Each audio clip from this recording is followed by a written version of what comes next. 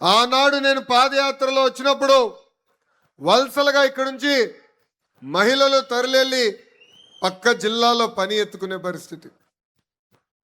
ఆనాడు మీరందరూ కోరారు సాగునీటి ప్రాజెక్టులు కానివ్వండి, తాగునీటి ప్రాజెక్టులు యుద్ధ ప్రాతిపదికంగా మన ప్రాంతంలో చేయాలని. అంతేకాదు ప్రభుత్వ పాఠశాలలు ఉన్నా ఉపాధ్యాయులు లేని పరిస్థితి. అందుకే నేను విద్యాశాఖ మార్చిలైన తర్వాత ప్రత్యేకంగా డిఎస్సి ఏర్పాటు చేసి సుమారుగా 3000 మంది ఉపాధ్యాయులు ఒక కర్నూలు జిల్లాకే మన ప్రభుత్వం ఇష్టం జరిగింది. పరిశ్రమలు కూడా పెద్ద ఎత్తున ప్రోత్సహిస్తున్నాం. ఒక్కసారి అందరూ ఆలోచించాలి, ఆంధ్ర రాష్ట్ర చరిత్రలో ఎప్పుడు లేని విధంగా ఇండస్ట్రీస్ మార్చులు మన సొంత జిల్లా ముద్దు బిడ్డ టీజీ భరత్ని చేస్తాం జరిగింది. ఈరోజు పెద్ద ఎత్తున పరిశ్రమలు తీసుకొస్తున్నాం, ఒప్పందాలు కుదుర్చుకున్నాం, భూమి పూజలు కూడా చేశాం. ఈరోజు ఒక రిలయన్స్ ఇండస్ట్రీస్ కానివ్వండి, రేపే టాటా సోలార్ ప్లాంట్ కానివ్వండి, ఒక డ్రోన్ సిటీ, ఒక ఫార్మా సిటీ, ఇట్లా అనేక పరిశ్రమలు మన కర్నూలు జిల్లాకి తీసుకొస్తాం జరిగింది. ఇవన్నీ మీకు ఎందుకు చెప్తున్నానంటే యువగలం పాదయాత్రలో ఇచ్చిన హామీలు నేను మరవలేదు, ఇప్పటికీ నాకు గుర్తుంది. ఎందుకంటే ఎప్పుడన్నా కొంచెం అలసిపోయానని ఫీలింగ్ వస్తే యువగలం పుస్తకం తిరిగేస్తా. మంచి ఎండల్లో నడిచాం, చెమట కూడా లెక్క చేయలే. ఆ సైకోలు వస్తే కూడా దబ్బడి దిబ్బడే, ఎవరిని వదలబెట్లా. అది ఇప్పటికీ గుర్తుంది. ఆనాడు యువగలం పాదయాత్రలో చూసా, ఆదోని కార్యకర్తలు అంటే పవర్ అంటే ఆదోని కార్యకర్తలు మిట్ట మధ్యాహ్నం కూడా నడిచారు, వయోభారం కూడా పట్టించుకోలేదు, నన్ను నడిపించారు. అది నాకు ఇప్పటికీ గుర్తుంది. ఇప్పుడే భరత్ ఒక మంచి మాట చెప్పాడు. 2019-24 మధ్యన మనం ఎంత ఇబ్బందులు పడ్డామో మనందరూ చూసాం, కానీ ఇప్పుడు మర్చిపోయినాం. ఆనాడు ఒక సైకో ముఖ్యమంత్రి ఉంటే రాయలసీమకి ఏం పీకాడు, అదే మన ప్రభుత్వ అధికారంలోకి వచ్చిన తర్వాత రాయలసీమకి ఏం చేశామనేది ఒక్కసారి ప్రజలు చెప్పాల్సిన అవసరం ఉంది. ఆ సైకో హయాంలో సీమలో గొడ్డలి గుర్తుందా, మర్చిపోయారా? గొడ్డలి సొంత బాబాయినే వాళ్ళు లేపేసి ఆ నెపం మన పైన వేశారు. ఆనాడు మనం సరిగా చెప్పుకోలే, ఎన్నికలు ఓడిపోయినాం. గులకరాయ కోడికెత్త చాలా డ్రామాలు ఉన్నాయి రా భయ్. ఒకడు ఇట్లా అంటున్నారు, ఇంకోటి ఇట్లా అంటున్నాడు, రెండు చేశారు. కానీ అదే మన అధికారంలో ఉన్నప్పుడు మన హయాంలో జొన్నగిరి గోల్డ్ పరిశ్రమ తీసుకొచ్చాం. వాళ్ళ హయాంలో బ్రహ్మణి స్టీల్స్ కుంభకోణం జరిగితే మన హయాంలో కడప స్టీల్ ప్లాంట్లు వేగంగా పరిగెత్తిస్తున్నాం. వాళ్ళ హయాంలో ఏకంగా రక్తం పారితే మన హయాంలో మిషన్ రాయలసీమ పేరుత హార్టికల్చర్ని పెద్ద ఎత్తున ప్రోత్సహిస్తున్నాం. వాళ్ళ హయాంలో ఫ్యాక్షన్ దాడులు మన పైన చేస్తే మన హయాంలో ఈరోజు ఫ్యాక్టరీలు రాయలసీమకి తీసుకొస్తాం జరిగింది. ఒక పక్కన రాయల్ ఎన్ఫీల్డ్, ఇంకో పక్కన ఫైటర్ జెట్లు తయారు చేసే పరిశ్రమలు కూడా రాయలసీమకి తీసుకొచ్చిన ఘనత మన ప్రభుత్వాన్ని. ఏమనంటే సైకో అంటాడు నేను రాయలసీమ బిడ్డని.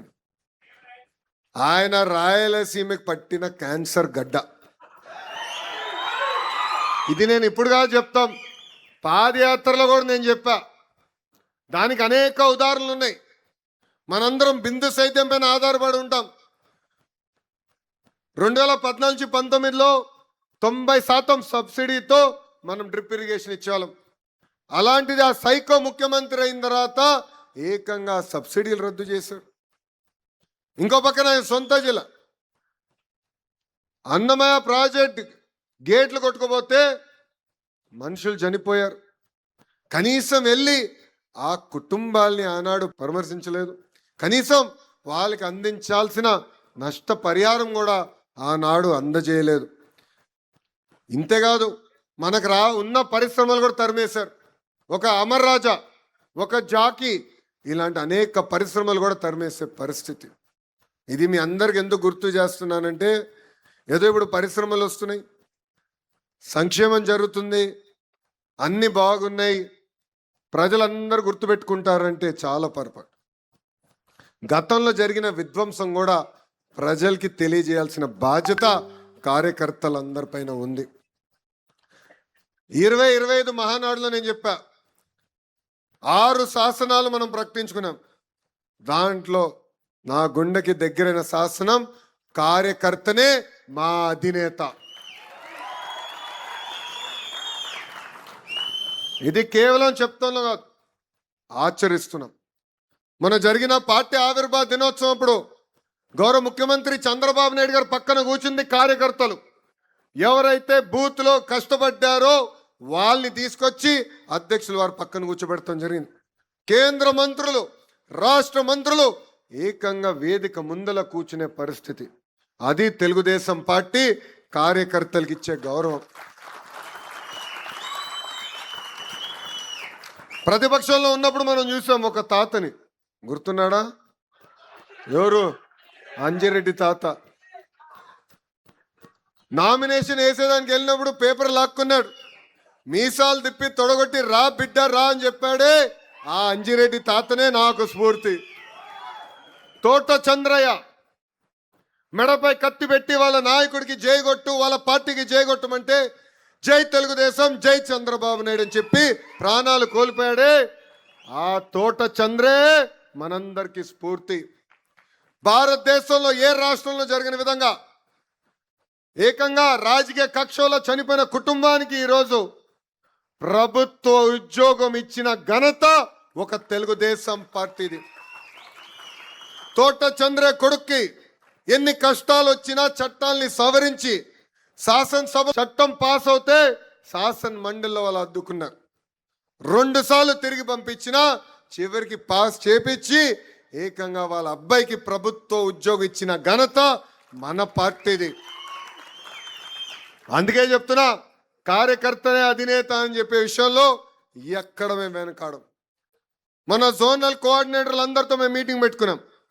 వాళ్ళు కూడా చాలా స్పష్టంగా చెప్పా, ఒక తెలుగుదేశం పార్టీ కార్యకర్త స్వర్ణ గ్రామం, స్వర్ణ వార్డ్ సచివాలయంకి వెళ్ళినప్పుడు కానివ్వండి, పోలీసు వాళ్ళ దగ్గరికి వెళ్ళినప్పుడు కానివ్వండి, రెవెన్యూ వాళ్ళ దగ్గరికి వెళ్ళినప్పుడు కానివ్వండి, గౌరవంగా వాళ్ళ నుంచి రండి సార్, కూర్చోండి, సమస్య ఏముంటే చెప్పండి, న్యాయబద్ధంగా ఉంటే అది పరిష్కరించే బాధ్యత వాళ్ళు తీసుకోవాలి, అదే మనం కార్యకర్తలకు ఇచ్చే గౌరవం అని స్పష్టంగా చెప్తాం జరిగింది.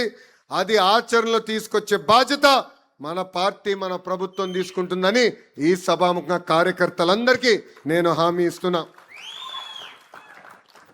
మీ అందరు తెలుసు, 2024 ఎన్నికల్లో ఎలాంటి పరిస్థితుల్లో మన ప్రభుత్వం ఏర్పడిందో.